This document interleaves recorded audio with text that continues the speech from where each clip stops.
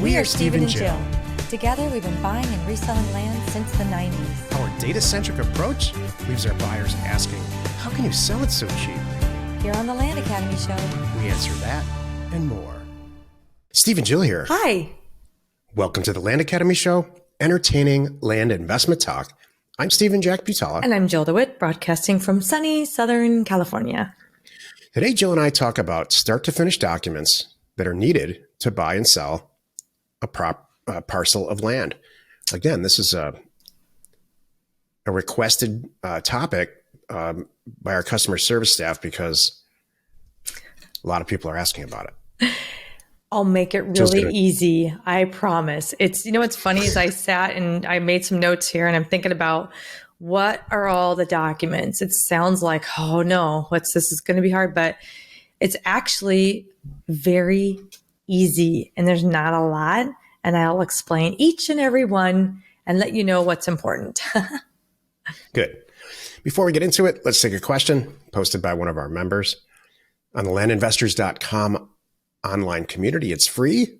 And if you're a Land Academy member already, please join us on Discord. Kyler wrote, has anyone had a title company refuse to handle your closing because the purchase price is 3 times lower than the assessed value? Only 2 title companies in this county, and they said they can't do it. Never heard of this. With that said, if anyone knows a normal title company in northern blank state, please refer them. That's the stupidest thing I have ever heard. Could you imagine? I responded to this. I actually responded to this. And what I said, I'll say it here again. I've been dealing with this in some way my entire career. Whether it's a know-it-all title company or a real estate agent that gets wind of the deal and says, you know what, for that, I'll buy it. Or hey, I can even do better than that. Or somebody's sister-in-law says, what do you mean you're selling that property for 10 grand? I'm happy to buy it for you for that. Don't give it away. Right. So this is part of this business and it needs to be accepted and dealt with. And probably you just need to accept it. It's amazing. It's almost like I want to say to the title company, oh, I'm sorry, excuse me. What should I be buying it for? What the hell? You shouldn't be involved in it at all. It's like in small counties, I know this from personal experience, all the title agents talk to each other, regardless of the company that they work for. The people at the county talk to the title companies. If there's HOAs anywhere, they all talk to each other. Because all 4 of them date each other. Really, I mean it. They're married to each other, or their sister works there, or something crazy like that. Right. So I would just go find an attorney then. Go rogue, find another way to do this. If you need title insurance, do you even need title insurance, Kyler? I would maybe get the deal done. And then after the fact, that might be the way to do it. Close the deal, get it done, and then say, now let's get title insurance.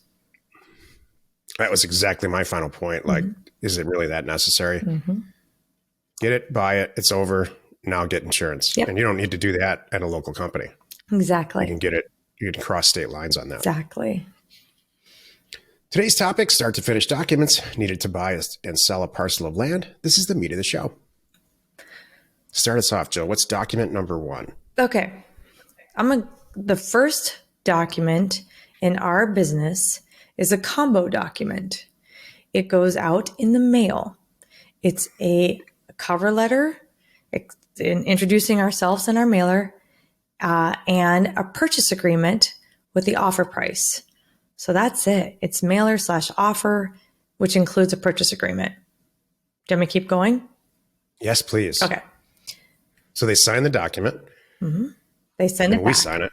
They take that purchase agreement. They accept our offer. They sign it. They scan it back to me, take a picture of it. I don't care. I have a copy back now. I can do 2 things. I can open escrow with that document. I don't need a book to do this. And I'm going to go through this 2 ways. I'm going to do self-close and then a broker. So don't worry about that. I got a couple things.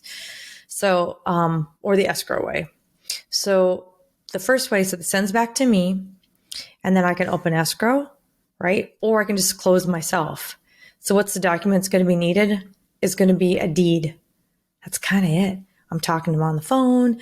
I'm figuring out when we want to do the signing. I'm going to be happy to be sending them a cashier's check with the notary, however we're doing that. That's not the important part. It's the documents. So the next thing's a deed, and I'm going to do the deed. It's going to get to them, and the person's going to, they're going to sign it. The seller's going to sign it. It's going to come back to me, and I'm going to go get it recorded. And the only other document I have really is sometimes along with a deed, depending on the state, might be an additional P-Corps or some kind of affidavit of property value. There might be an additional document that goes along with the recording, just because they want to keep track of sales prices for the treasurer for assessment and, things like that. They want to know, I don't know, just tracking the transaction. So that's it. So it's just as easy as titling your car? Mm-hmm. It really is. So if you could create in a word processor the actual title and there wasn't a form to get your car titled in your name when you buy a car, that's as easy as this is. Mm-hmm. So people ask me, every time I get interviewed on a show, 99% of the time, Jill's with me. They say, how'd you get into this? And how would you buy and sell land and sell it on the internet? It's strange. What happened? Right. And my answer is, I was involved at the early part of my career in the most complicated real estate transactions you can possibly imagine, buying and selling hospitals and post-acute hospitals and nursing homes and stuff. And their paperwork and the amount of time and the lawyers that are involved was insane. It would kill the deals. So the pendulum swung all the way back, and I consciously started looking around for the easiest transaction to do. And Jill just described it. Mm-hmm. Now, if there's a broker involved, it's going to be all the same forms, but times 50. Maybe not 50, maybe 20, let's just say, because they have all their disclosures. And it's a funny thing. Every now and then someone will go, what the heck? And I go, yeah, you're right. Like there's even now COVID disclosures that you have to sign for rural vacant land. We're not even talking to anybody. We're not seeing anybody. Nobody's touching anything. No one is in the same space. But even though apparently just on the phone, I can catch COVID. I don't know. It's stupid. But you still have to sign those stupid forms. It's just a formality. And it's because brokers are, like real estate agents, they're required to do all these documents, whether or not they apply.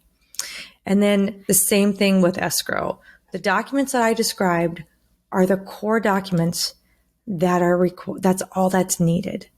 All the other fluff is their stuff to make their company happy, their president happy. It's part of the escrow requirements.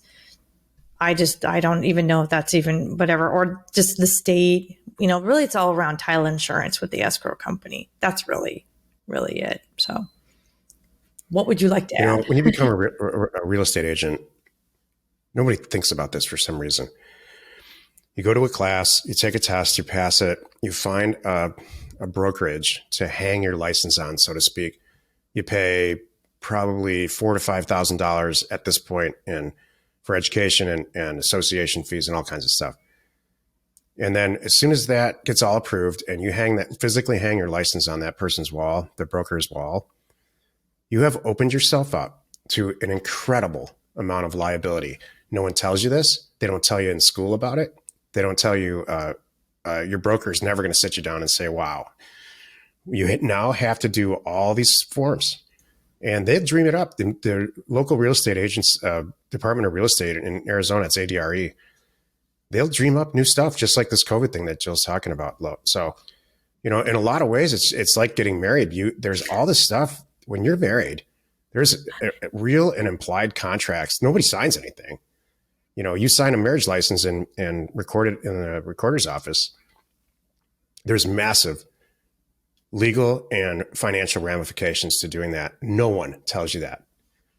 Nobody ever told me that. And I'm writing a book called Stuff Your Father's Never Told You. And believe me, I talk all about that in a chapter about this is, I get that you love this girl. I get it completely. I'm in love with the girl too.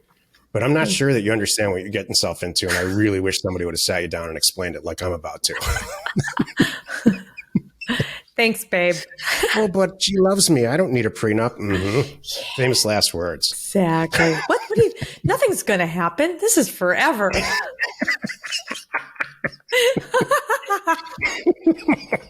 Jill, Oh, you're my girl. oh my gosh. Could you imagine? Oh, and now we're pregnant. Isn't that great? Oh, don't get me started. We got Jill. We owe it to the world to do a show on this. Yeah. That would be so good. Why? Let's see. Why undoing, like undoing a marriage and undoing a contract or something? I don't know. Why buying They're a house is undoable. easier and better? I don't know. I have experience undoing both real estate deals and marriages, and it's tough. Yeah, you've done more than me on both of those. So you are the expert. Oh, that's Did funny. you cover the second way now? The second way was like just broker. It's really just real estate broker stuff. It's like the same core documents really apply, but put your helmet on. It's just probably a drinking word, but it's every broker is going to have their own way of doing them in different forms, even if they're in the same state. And it's just don't worry about it. What you really need to know going into this is just reading things, paying attention, watching, and anything you don't like, don't sign or cross it off. That's what we do all the time. People don't know that. I think that's one of the things that you and I talk to all the time. Like, some of our bigger transactions, we sit and read them, we cross things off, we initial it like, oh, heck no, that doesn't, and things that they just don't apply and they don't even make sense. So you need to know that you have the power and the authority to do that. If when there's a broker, here's a huge one. Brokers the way we buy and sell properties, I'm definitely not representing anyone. I'm representing myself, and no one's representing me. So when brokers slide that in there, I'm like, well, because maybe usually it's when I'm selling a property, I will have buyers come forward and there might be a broker involved. And they want to get in there and get more money and make it look like they're representing me. And I'm pretty adamant saying, no, you're not representing me. I'm representing myself here. And you have the power to say that and sign it accordingly. So I just want you to know that. It's called dual representation, and I'm not saying this to you, Jill, because you know this times 80. I'm saying it to everybody else. Dual representation was some lawyer's bright idea of making sure no one gets sued. If I have a real estate agent, if there's a listing agent who has a property, and this happens to Jill and I once in a while, especially with houses where we just find a deal that we know is undervalued, but it's listed. We will call the listing agent, never, ever bring my own real estate agent in. That's another person that doesn't need to stand in the way of me getting a deal done.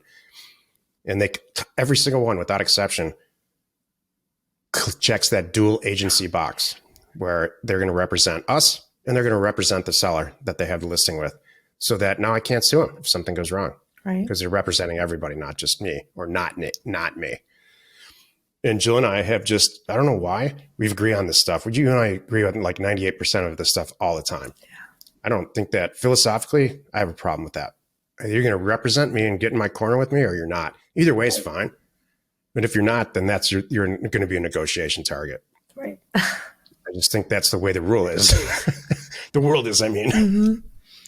Exactly. So Jill, I know that one of your peeves is endless request for documents by an escrow agent. Oh, yes. I can't. So what do they take ask it. you for? Yeah. I'm not sure you covered that first time around. Like, what documents do you have to provide an escrow agent or a title agent? Proof of who you are, sometimes copies of IDs, maybe proof of funds, if it's a cash thing. We often buy and sell property in company names. So they do want to see some of the incorporation documents, so they know that, even though I'm putting it in the name of an LLC, that I have the authority to sign. Trying to think what else. But it's sometimes endless, it's just, and it's stupid stuff. Like one title company will handle a scanned image back of the HUD one, and one will require a wet signature. I'm like, okay, what's the difference? It's really not. It's just how they do it. And sometimes it is down to that agent. There'll be agents in the same office that do things differently, and that's just how they were trained. And it's probably appropriate. Scanned images are fine, but one just says, nope, I need hard copies. That's just who I am. Fine. And you have to deal with it. But 9 times out of 10, it's okay. Yeah. That's the exception. Oh, right? yeah. Because you're kind of painting a gruesome picture here. Oh, I'm sorry. I didn't know. Okay. I didn't read it like that. No, don't worry. It's really just read it, know what it is. And the little things, I just sign them and I don't care. Like the COVID thing, I giggle. I sign it and I giggle. Like, yep, I promise every time I'm going to be on the property with the person, which I never will be, I will have a mask on and stand 6 feet apart. If I need to sign this for you, I'm happy to do that. It's hilarious. So what do you do? You on your desktop, on my desktop right now, I have all the closing documents for each company. So when you make it easier on yourself, 80-90% of them should be in there. Maybe they'll ask you for some weird stuff.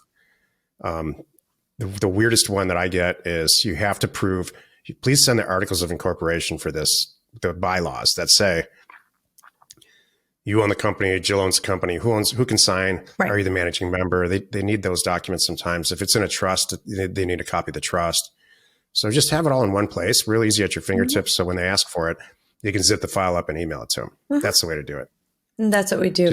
So, and the nice thing is too, if you're doing if you're like us and you're working in one area and you're buying a lot of things through escrow and you're going to get a nice established relationship with somebody and they don't need you to provide it every time. It's great. They have it. So, it just makes every deal go faster and smoother and often cheaper. So make sure too, you ask for these, investor rates because of those reasons. Like, hey, we're doing 10 deals together this month. You guys need to cut me a break. Yeah, it's good. Happy you could join us today. 5 days a week. You can find us right here on the Land Academy Show. Tomorrow, the episode on the Land Academy Show is called Our New Land Academy Job Board. You are not alone in your real estate ambition. I am personally excited about the Land Academy Land Investors Job Board. Yeah. Hey, I'm sorry. I didn't mean to scare people. Was it bad at the end? No, it's just a little salty, because you can't help it because after this many deals, we all had a teacher in high school. For me, it was social studies. The guy was just ready to retire and he just didn't want to be there. And so I think when you teach the same course material, listen to me talk about course material, this, 5 days a week for 25, 30 years. I think at the end of that, you're like, yeah, I don't care about the World War II anymore. I just don't care about talking about it or teaching it. I don't want to be that guy. Sorry. So you're a little salty. You're like, yeah, and you got to do this and you got to do this. And you don't get it. And one person wants it this way. Got it. The truth is, listener, Jill doesn't do any of this stuff at all. She's got a whole staff that does it. Probably because she's salty about it. No, and it's not that bad. It's really not that bad. I really do want to get the point across is it's very easy when you really sit back and look at the documents, and truth time, you really only need a deed. Let's cut to the chase. Do I need a purchase agreement? No. Do I need the stuff in their hands? No. Do I need it in writing? No.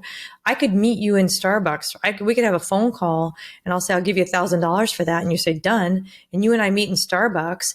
You sign the deed. And my notary's right there. And I hand you $1,000. Now we're done. So we could really get it down to one document. So don't worry and don't stress about this. And for those of you that are part of Land Academy, that's why we're here and we won't let you fall that far. Early in my career, I would meet people at the Maricopa County's recorder's office. And they had, this one person in there was a notary, and I would bring the deed. The person would sign her notary book. She would stamp it and we would get it recorded. And this is in all of, count to 60. It took that long to do the entire thing. This is before fingerprinting and all of that. Talk about an easy deal. Yeah. Then you just hand the person a cashier's check. How great is that? That was smart. It's good. Yep.